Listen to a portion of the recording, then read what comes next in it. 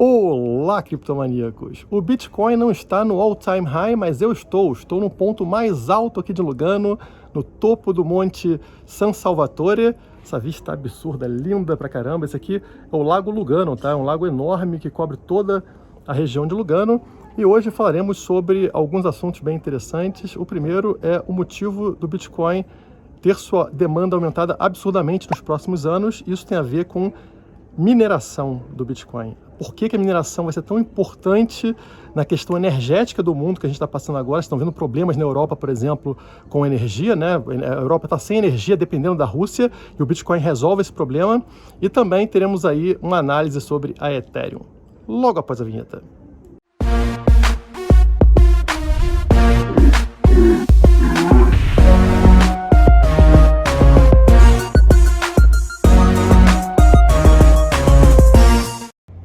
Eu não sei se vocês viram a notícia que saiu hoje na Cointelegraph. O custo de mineração de Bitcoin está na sua mínima em 10 meses. Então está muito barato minerar Bitcoin, enquanto que em junho, né, o início de junho desse ano, custava $23 mil para minerar um Bitcoin. Isso é próximo do preço que a gente tem hoje, né? Isso fez com que muitos mineradores começassem a parar a mineração de Bitcoin, desligando suas máquinas. Agora, esse custo para minerar Bitcoin caiu para $13 mil, uma queda muito forte. Por que a gente teve uma queda de $24 mil para $13 mil num período tão curto? Avanço tecnológico. Os mineradores que se mantiveram no mercado, aqueles que tinham maior capacidade, eles estavam com a margem de lucro muito baixa ou mesmo negativa. E qual é a solução para você resolver esse problema? Baixar o seu custo.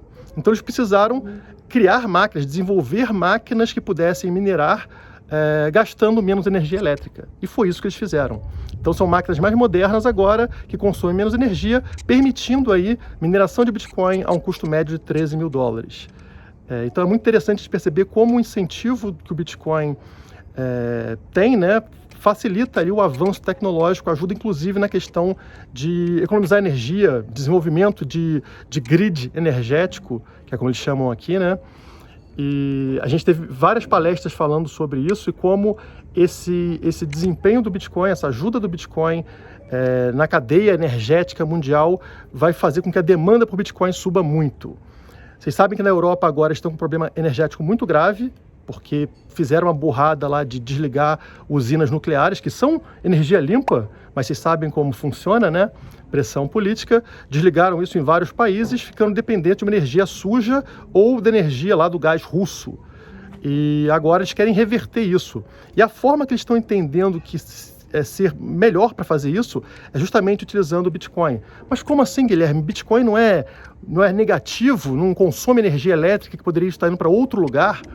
Não é bem assim. Essa é a história que eles não te contam, né? Porque, na verdade, o Bitcoin soluciona um problema de desperdício energético. Toda usina elétrica que a gente tem, ela precisa ter ali um excesso para quando tem pico de energia. Então, ela produz 100% da energia, utiliza somente 80%, 85%, e o restante, esses 15%, 20%, ficam ali guardados, armazenados, para caso ocorra algum pico de energia num período. E se não acontece, aquela energia acaba sendo desperdiçada. Então isso é um custo muito alto e faz com que o custo da energia, principalmente aqui na Europa, seja muito alto. Qualquer tipo de energia, inclusive aqui no posto de gasolina em Lugano, a gasolina está 10 a 15 reais, então é mais cara do que no Brasil. Mas como é que o Bitcoin solucionaria esse problema? Essa energia que é desperdiçada, ela pode ser usada para minerar Bitcoin. E no momento que a cidade precisa dessa energia para os habitantes, simplesmente comunica ao minerador e o minerador desativa, né? Ele para de consumir essa energia e a energia volta para o grid da cidade. Então, quer dizer, nunca existe desperdício. Quando está sobrando o Bitcoin, os mineradores estão consumindo essa energia. Quando está faltando, os mineradores desligam sua máquina ou reduzem a capacidade de suas máquinas e essa energia volta para a cidade. Então isso torna a energia muito mais barata e também incentiva descentralização de energia. Ao invés de você ter somente ali uma ou duas empresas com capacidade, com dinheiro suficiente para fornecer energia elétrica, aí você vai ter dezenas, milhares talvez de pequenos produtores de energia que conseguem sobreviver vendendo sua energia constantemente para mineradores de Bitcoin e quando necessário, né, quando existe uma escassez para a população, eles revertem essa energia para para o povo, né? E aí os mineradores param de produzir naquele momento. Então, notem como o Bitcoin cria incentivos positivos para resolver problemas. E essa demanda pelo Bitcoin para resolver a questão energética vai fazer com que o preço também suba futuramente. Então, é a escassez que a gente tem de tudo, né? De ativos escassos com a própria energia, e o Bitcoin entra para solucionar esse problema, servindo ali para colher energia que hoje é desperdiçada. Se vocês não sabem, mais de 99% da energia que chega no nosso planeta aqui, né, incluindo a energia solar, por exemplo, é desperdiçada. E o Bitcoin resolve esse problema. Eu vou deixar aqui, eu pedi para o time colocar para vocês um trecho da palestra de um cara que é um dos maiores mineradores do mundo e que trabalha aqui na Europa, né? Uma palestra interessante dele. Vamos botar um trecho onde ele explica justamente isso que eu falei para vocês. E agora, na sequência, vocês vão ver também um pouco de uma análise sobre Ethereum feita pelo Matheus. Valeu, pessoal. It takes years usually to build just one substation. You need like 3 years. You know, it's just very super slow. So it means not many megawatts or gigawatts will be plugged into the Bitcoin network in the next years. But the Bitcoin price will go exponential. So for the Bitcoin price, it's very easy to go up. The liquidity is very small and it's getting tiny. It's getting smaller and smaller. The more people you have in the market, and you know, you heard this term hodl, the more people, so basically everybody I know from day one I'm in Bitcoin, everybody is a hodler, you know. So everybody who is long-term inside of this is holding the Bitcoins. I'm holding my Bitcoins, I'm not selling my Bitcoins, ever. Only if I really need something to buy in the real world, like food sometimes or so. But generally, hodling, you know, and you know, it's just ridiculous how small the liquidity is. And so, in the next 5 years, 10 years, we will see huge increase of the Bitcoin price, but we will see little increase of the mining hash rate of the competition. Because I always say, the hash rate, the competition cannot follow the Bitcoin price increase anymore as it used to be. Usually it was always like Bitcoin price went up, okay, more miners are plugged in, so people say hash rate is following the Bitcoin price, and if Bitcoin price goes up, hash rate goes up, if Bitcoin price goes down, hash rate goes down. It's generally true, but it's decoupling now. Now we are at the point where it's starting to decouple heavily, and it will be just massive. And this massive decoupling of Bitcoin price and hash rate will lead to exponential growth of Bitcoin mining revenues. So, as I said, it will go up like this, you know. And right now, we are making $100 or $120 per megawatt hour. I believe we will make $1,000 per megawatt hour in the next years, $2,000, $5,000 per megawatt hour. These are numbers that the industry or the classic industry cannot even dream of. And as Bitcoin is in the need of I mean, it's highly incentivized to build up new mining machines if you are earning a shitload of money, of course. But if there's no capacity in the world anymore that can be just utilized, you have to build it. And it happened by chance. Again, we are not the good people, the green ones, but it happened by chance that green energy, renewable, is the cheapest form of all energies, of all electricities in the world. So what would you do as a Bitcoin miner who has a shitload of money? You would build renewable energy, right? And this is actually what's going to happen, or what is happening. So what now? I talked about this. If you want to thrive as a race, as human race, we need more usable energy. There is no lack of energy, there is a lack of usable energy. So what do you need to make the energy usable? So again, just repeating what I already said. So all the energy sources, the renewable ones we know of in the world, are coming basically from the sun and from the moon. So solar energy, wind energy, hydro energy, and tidal energy are the famous ones.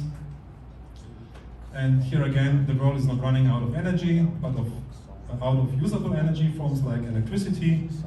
And we as a human race, if you want to have more energy, we have to harvest it, and we can harvest the energy if we build up the infrastructure to harvest the energy. This is actually the lack what we have, not the lack of energy here. And then the question is, who will pay for that, you know? And the answer is, for me, as a miner, very clear. I will build up as much energy infrastructure as possible, wind and solar or whatever is, but again, it happened by chance that you can read this. This is published last year on the World Economic Forum.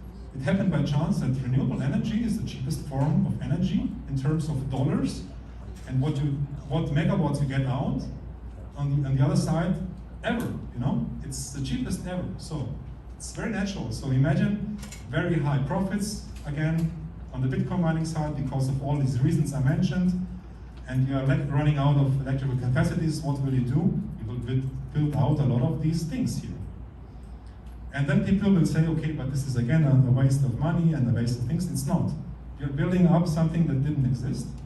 And again, thinking very long term, Bitcoin mining will be like every industry. In the beginning, when you start an industry, profits are huge, you know, because you have little competition. And this is where we're heading right now, little competition.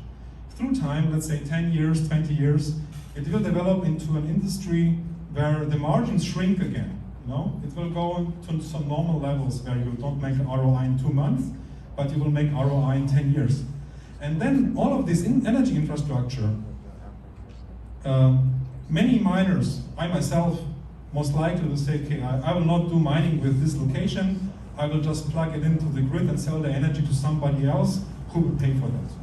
I mean, it's energy infrastructure that is long ago paid for, it's just there, and I will sell my energy. And this is what's going to happen. Very simple. Olá, criptomaníacos! Tudo bem com vocês? Eu sou Matheus Parisotto, analista de investimentos CNPIT, e estou aqui para falar com vocês hoje um pouco mais sobre o Ethereum, que está às vésperas de ter uma importante atualização aí, provavelmente em meados de agosto, talvez setembro, se demorar mais um pouquinho, que é o chamado The Merge. Essa é uma importante atualização que visa mudar o algoritmo de consenso do Proof of Work, que utiliza a mineração para fazer a validação das transações, assim como é feito no Bitcoin, e vai mudar para o Proof of Stake. E dentre as várias implicações para a precificação do Ethereum, o mais importante deles é a redução da emissão de Ethers, né? Que vai cair, segundo as estimativas, em até 90%, que seria o equivalente a um triplo halving no Bitcoin, né? Esse é um evento que acontece de forma programada e reduz pela metade a emissão de Bitcoins por bloco, frequentemente trazendo aí uma boa onda de valorização para os meses à frente. Essa atualização está ocorrendo primeiro nas chamadas testnets, né, que são algumas redes de teste do Ethereum antes de finalmente ir para a rede principal, tá bom? Só falta mais um teste, mas até agora está indo tudo bem, o que aumenta a expectativa de que, de fato, agora sim ele vai acontecer depois de alguma demora. Mas eu quero convidar vocês agora a me acompanhar numa análise técnica dos preços para a gente olhar aqueles níveis de suporte e resistência e que podem dar um gatilho para uma retomada mais forte e vocês saberem como se posicionar nesse momento, caso queiram aproveitar essa oportunidade, tá bom? Então, vamos ali nos gráficos comigo. Estamos aqui então com o gráfico de preços do Ethereum frente ao dólar. Esse é um gráfico diário e que eu já deixei algumas marcações aqui, mas antes de mais nada eu quero colocar esse movimento em contexto. Nós já estamos começando a ver um movimento de recuperação por aqui, né? Mas quando a gente vai tirando o zoom do nosso gráfico, observamos a figura maior, vamos dizer assim, né? E medimos esse movimento desde as máximas históricas registradas lá em meados de novembro do ano passado, conseguimos observar aqui que teve uma queda que passou dos 80%, né? 81% de desvalorização, e agora ainda está com uma queda bem expressiva de aproximadamente 75%, tá? Então ainda é um valor que está bem abaixo do que já foi, chegou a testar aqui a região dos 880 dólares, mas agora um pouquinho mais lateral, vamos dizer assim, né? Iniciando um processo de consolidação, desde que teve um aumento expressivo do volume ali pelo meio do mês de junho. Quando a gente coloca no gráfico semanal, a gente vê que essa barra de volume é ainda mais expressiva, né? Marcou a mínima cotação aqui embaixo, mas a gente vê esse valor do volume, né, de um pouco mais de 16 milhões de negociação, enquanto a média semanal estava em 4,6. Então quase 4 vezes acima da média, bem expressiva, que pode ter sido sim a formação de um fundo nos preços. Mas vamos voltar aqui para o gráfico diário, né? A gente viu esse aumento de volume que deu sequência a esse movimento de consolidação, e temos aqui em cima marcado a principal região de resistência. Por que uma região e não um número específico? Porque num mercado volátil como é o das criptomoedas, é difícil a gente trabalhar com um ponto específico. Por isso eu uso e recomendo fazer nas análises sempre usar uma faixa de preços. Aqui eu estou marcando o maior fechamento da região até o maior toque. Então aqui temos entre 1.240 e 1.280 dólares a principal região de resistência. Notem que toda vez que ela foi testada nessas últimas semanas, entrou pressão vendedora e as cotações caíram, né? Agora a gente está se aproximando de novo dessa região e pode se repetir, mas vamos ter em mente que um possível rompimento deste nível pode dar início a um movimento de recuperação um pouco mais robusto. Para a gente confirmar esse rompimento, é importante aguardar o fechamento diário acima desse nível. Os fechamentos diários ocorrem às 9 horas da noite no horário de Brasília, por causa do nosso fuso horário, então saibam disso ao se posicionar. E aí, se a gente tiver essa confirmação de rompimento, muito provavelmente vamos ver o início de um movimento de recuperação. Por outro lado, a gente consegue identificar aqui embaixo também, eu vou da mesma forma marcar com um retângulo, tá? Esses fechamentos aqui, esses toques nessa região aqui embaixo, entre aproximadamente 1.050 e 1.030 dólares, tá? Da mesma forma que essa faixa aqui de cima está trazendo pressão vendedora, aqui embaixo está trazendo uma pressão compradora quando foi testado. E assim a gente pode permanecer mais algumas semanas num ritmo de consolidação, ficando um pouco mais lateral por aqui, mas tenham em mente nesse momento que qualquer rompimento confirmado pelo fechamento diário acima dessa região ou abaixo, deve dar início a uma nova tendência. A minha expectativa principal, depois de tanta queda e até por se aproximar esse evento, que pode ser uma destrava de valor para o Ethereum, a gente pode ver sim essa retomada um pouco mais robusta. Claro que o cenário macroeconômico também está influenciando bastante, então temos que ter isso sempre em mente, mas caso ocorra essa recuperação, eu acredito que é uma boa oportunidade para se posicionar no Ethereum nesses níveis de preço e surfar uma retomada, tá bom? Então essa é a nossa breve análise sobre o Ethereum, tendo em mente os acontecimentos que estão por vir e o cenário técnico. Espero que você esteja preparado para aproveitar essa oportunidade, tá bom? Um abraço e até a próxima.